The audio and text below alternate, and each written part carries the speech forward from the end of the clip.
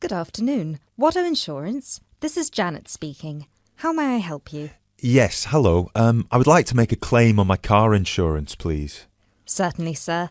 First of all, I'd like to inform you that all of our calls are recorded for monitoring and training purposes. Is that okay? That's okay. Could you please tell me your full name? Sure, it's Mr. Bennett Fisher. Okay, sorry, how do you spell your surname? It's spelled Fischer. Great, thank you. I see that you have taken out a third-party fire and theft premium with us on a 2013 light blue Volkswagen Passat. Is that okay? Yes, well, almost. The colour is not light blue, it's light green. Okay, thank you for updating your information with us. What is the nature of your claim with us today? Last weekend, I had driven up to York on business and left my car in a monitored car park. However, it was only monitored until 8 p.m, and I did not return to collect it until 9:30 p.m, after which no car park staff were present. When I arrived at the car park, my car wasn't there. It must have been stolen. I see. Were there any valuable items left in your car which could have been seen from outside? Well, I had recently bought quite an expensive radio for my car, but the front panel is detachable, and I always stow it in my glove compartment. So, no, there wouldn't have been anything valuable on display. Okay, Mr. Fisher. Thank you for that information. I'm going to send you some forms through the mail for you to fill in. Before I can do that, I need to ask you a couple more questions. Is that okay? Of course.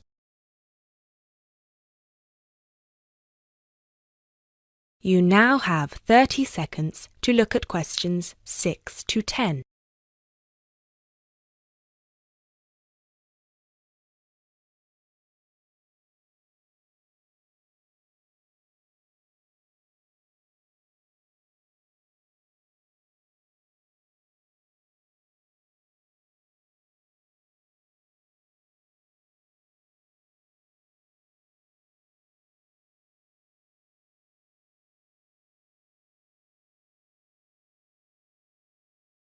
Thanks, Mr. Fisher. First of all, could you let me know your policy number, please? Of course. I have it right here. It's G34C245. G34C245. Thanks. And the type of claim? Shall we say stolen car? Yes, the car was definitely stolen. I reported it to the police immediately. I actually have the report number here if that's of any use. No, not right now. But keep hold of that as we will need to see a copy of the police report eventually. Which police station did you report the offence at? York Police Station. Was it your first time in York? No, but it was the first time I'd driven there. I usually take the train. Were you aware that the car park was only manned until 8 p.m? No, I was not aware of that. Were there any signs put up on the premises that informed car owners of the risks of leaving their cars after normal operating hours? Yes, but they said the car park was going to be guarded until 10 p.m, at which point the entrance is barred so no cars can come in or out. Was any reason given for that sudden change? The police informed me that the staff on duty that night had left on an urgent call. I believe it was something about a family member being admitted to hospital. Were there any personal items left in your car? Yes, first of all, there was the car radio I mentioned before. Ah, yes, of course. Anything else?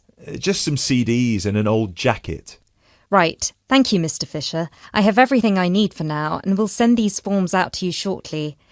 When you get them, please fill them out with as much information as you can, and where possible, include copies of any relevant documents to support your claim, such as police reports and registration details.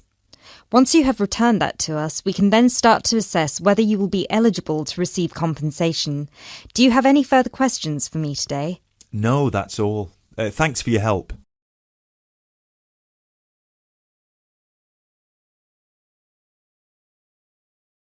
That is the end of part 1. You now have half a minute to check your answers.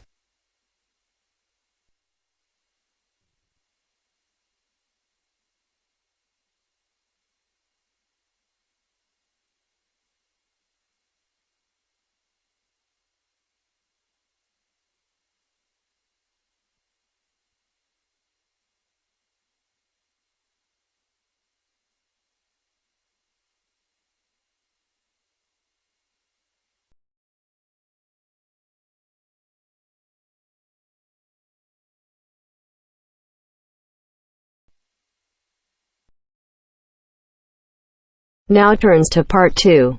Part 2. You will hear a talk about the history of a poetry award. You have 30 seconds to look at questions 11 to 15.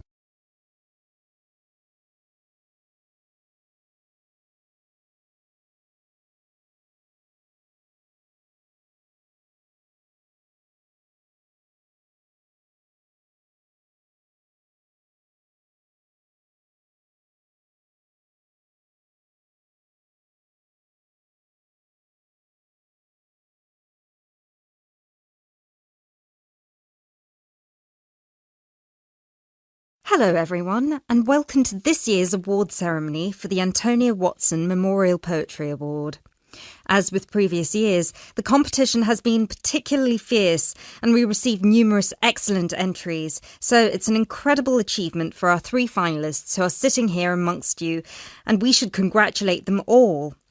However, as with every competition, there can unfortunately only be one winner, and we will be announcing them shortly. Before we do, though, a few words about the award itself. As most of you know, the Antonia Watson Memorial Poetry Award has been presented annually since 2010 and was presented biannually for 2 more competitions prior, once in 2008 and once in 2006. It is entirely funded by Antonia Watson's very generous parents, who offer £1,500 to the author of the best poem on a topic announced at each previous award ceremony, as well as £500 to the first runner-up and £250 to the second, bringing the total up to £2,250. Now, a few words on Antonia Watson herself, without whom none of us would be standing here today.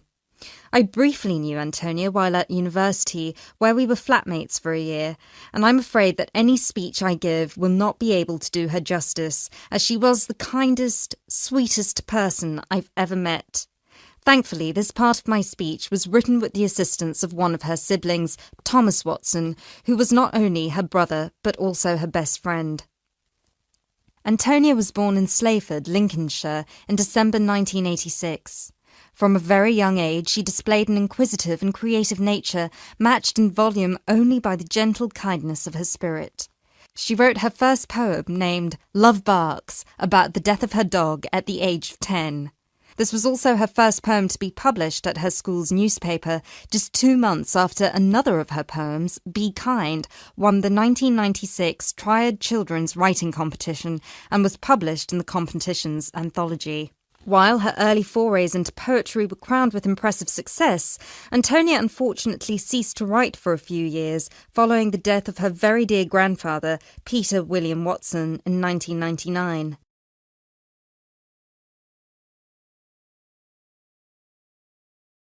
You now have 30 seconds to look at questions 16 to 20.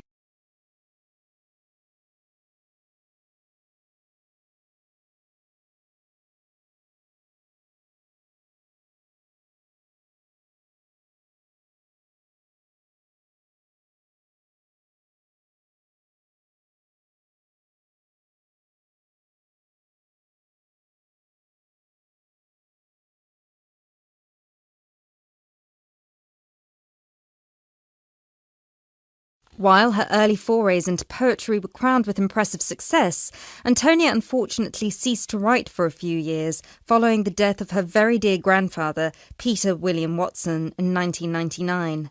Despite her writer's block, however, her artistic nature didn't lie dormant during the next 4 years. She had an active role in various theatre plays, and she also ventured into painting.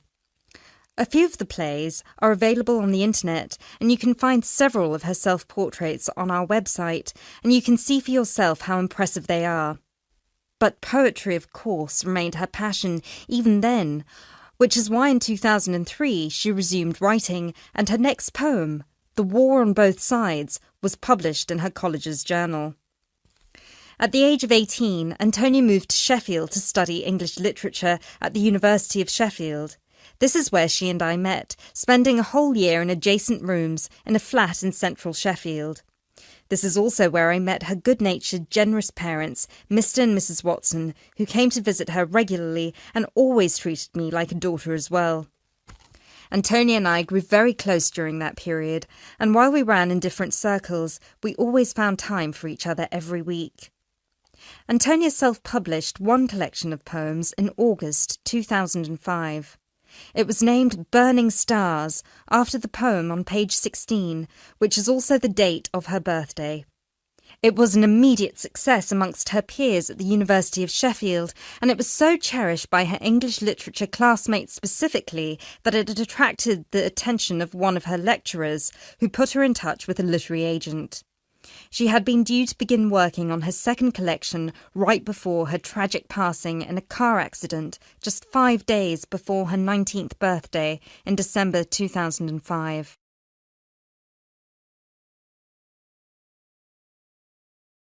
Antonia was always interested in societal shifts and how they affect humanity as well as the environment, and this award was designed to reflect her faith that regardless of what we do, we are all inherently good. With this in mind, all of the topics this competition has dealt with have been about the potential and the positive side of humanity, such as this year's Young Love theme or last year's Inner Power theme. We've had poems about personal strength, about immigration, about gender equality and peaceful protest. And hopefully in 12 months, the poems we'll be awarding will be just as inspiring with the topic of poverty. I know Antonia would be really proud of what her parents and what all of you together have achieved. So, finally, let's get on with the actual award. As I said before, it's been a fierce competition this year, and with more than 5,000 entries, it was quite the task for our 3 judges to cut them down to just 3. But our 3 finalists definitely deserve to be here, and without further ado, I would like to... That is the end of part 2. You now have half a minute to check your answers.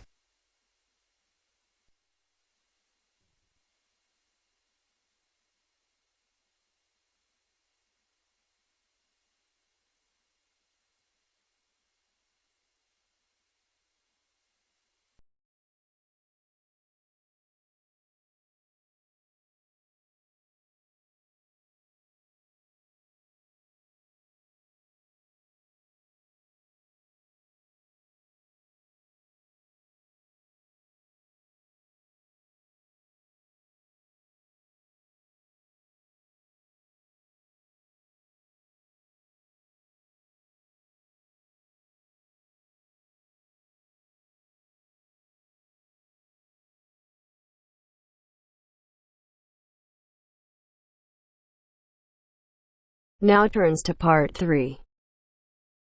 Part 3. You will hear a conversation between 2 students who will discuss a project they're working on together. You have 30 seconds to look at questions 21 to 27.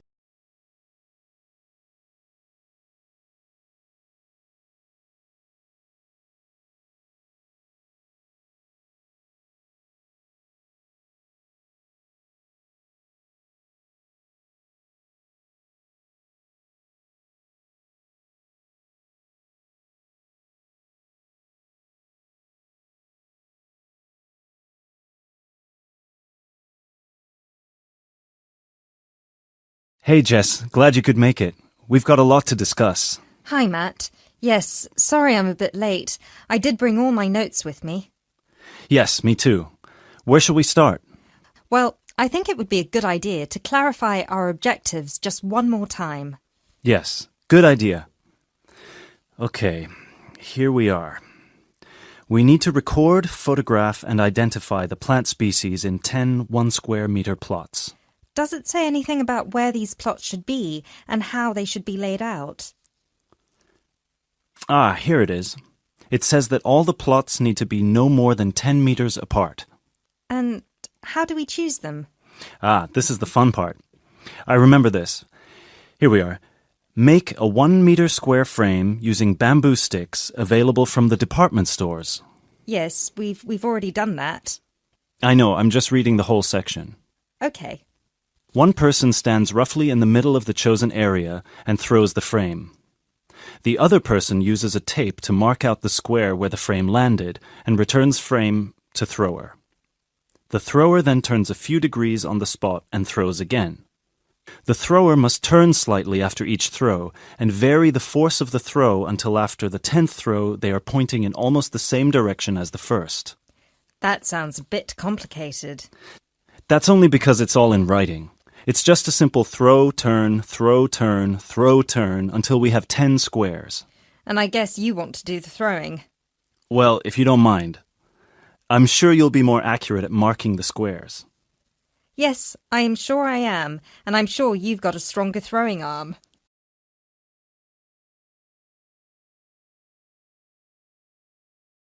You now have 30 seconds to look at questions 28 to 30.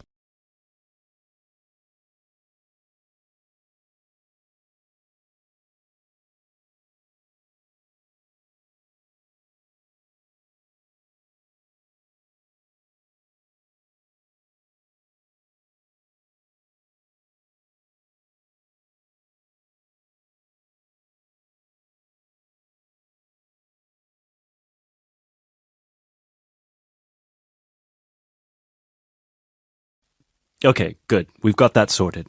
Now we need to decide where to go. Yes, I've been thinking about that and I've brought the map. Ah, well done. I forgot mine. Now, I've identified 3 possible locations, but they've all got some disadvantages. Okay, fire away. Well, the area around this lowland marsh could be interesting. There'll be a lot of interesting water plants here. Looks good, but what's the problem? Mainly that it's already a designated nature reserve, and I think there's already been a lot of research done here. Ah, I see. Well, I'd rather do something that's new and can be useful.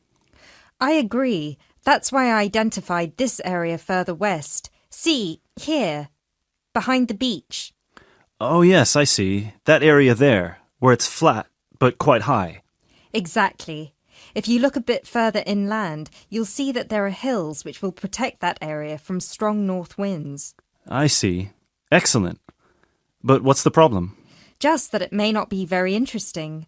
We know that the geology there is not conducive to a wide variety of plants. I agree. So what's your last idea?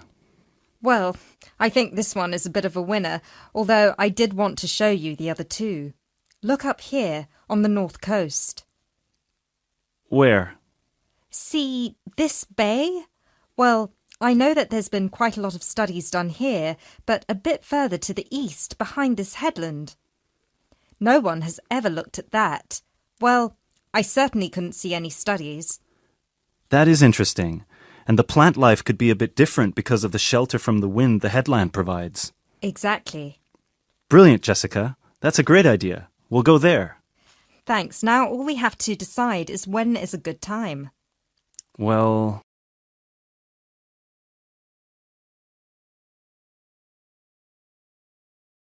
That is the end of part 3. You now have half a minute to check your answers.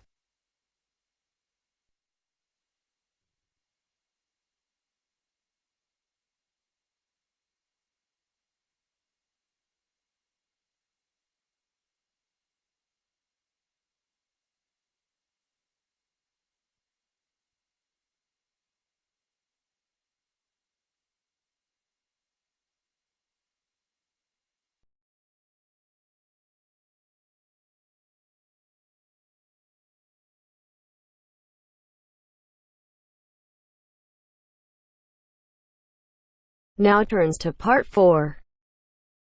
Part 4.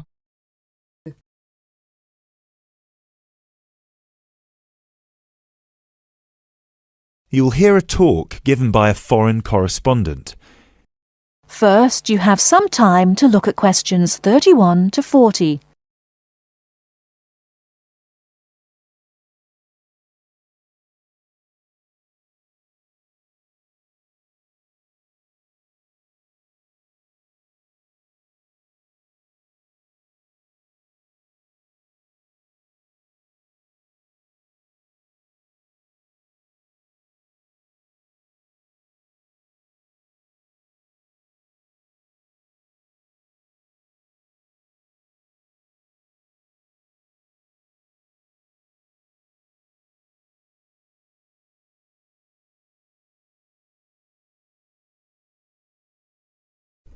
Now listen carefully and answer questions 31 to 40.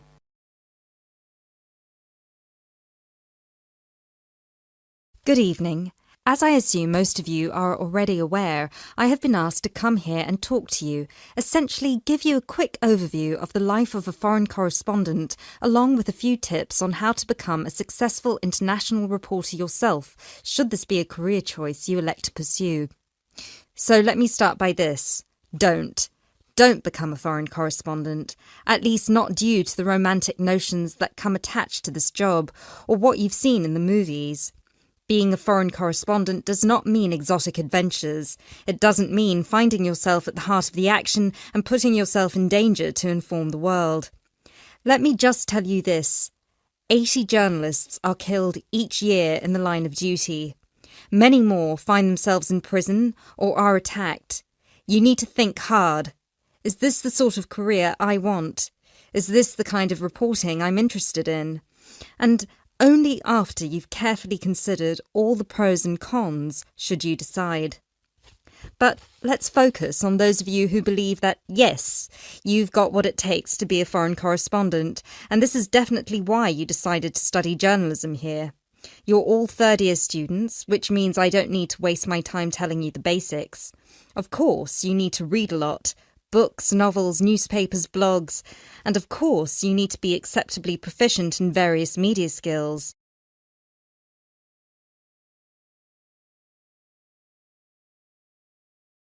But what is it that's going to separate you from normal journalists and reporters?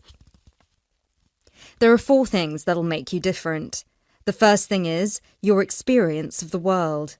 You can't call yourself an international reporter unless you've been around and seen different places and different cultures. Seize every opportunity to visit other countries, meet people from around the world.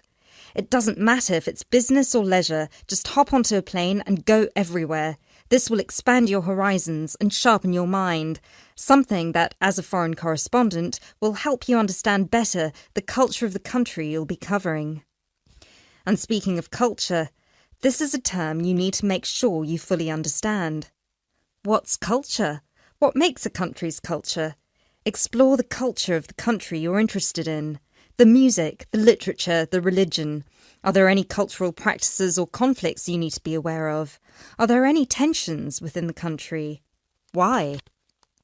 The most important element of culture, of course, is the language. Do yourself a favour, whether you're planning to become a foreign correspondent or not. Learn a foreign language. So many of us are culpable for just sticking to just English, and while English is a very important language in the world, it would be foolish to think it's the only one. Pick a language whose sound you enjoy, a language you find interesting. Trust me, your future CV will thank you for it. And finally, history. Don't expect to be given a job as a foreign correspondent if you don't know anything about your target country's history. No piece of news is disconnected from the past. The whole world tells a story, and your coverage will suffer if you attempt to arrive in the middle with no reference to or understanding of what came before. The hows and whys always lurk in the past. Seek them. The world of international journalism is changing, like every other industry, due to the internet. The arrival of globalization brought with it a whole new set of rules, and you'll do well to comprehend what they mean for you. Unfortunately, gone are the days when a newspaper would hire you and deploy you to a country. Increasingly, newspapers around the world are beginning to favour freelance journalism, offering opportunities to local reporters with the necessary chutzpah and an understanding of the zeitgeist in their region. What this means for you is that you won't just have to start at the bottom. If you want to sustain yourself as an international reporter, you'll also have to pursue many different avenues at once. You'll need to persevere and push and build contacts everywhere. An old student of mine, a terrible student at university, but an incredibly intelligent woman, she came to find me at a conference that was recently held in Yemen, where I delivered a speech on the future of journalism. She was working for 3 different newspapers as a freelance foreign correspondent, one of them The Times, and she told me that the one piece of advice I gave her that stayed with her and helped her with her career was this: don't be afraid to fail. It will happen over and over again. It's how you deal with it that matters most. So keep this with you, this one piece of advice. Oh, and don't forget, your passports need to be kept current at all times. Thank you very much for listening.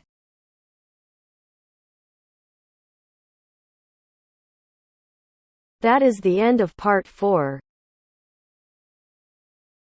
You now have half a minute to check your answers.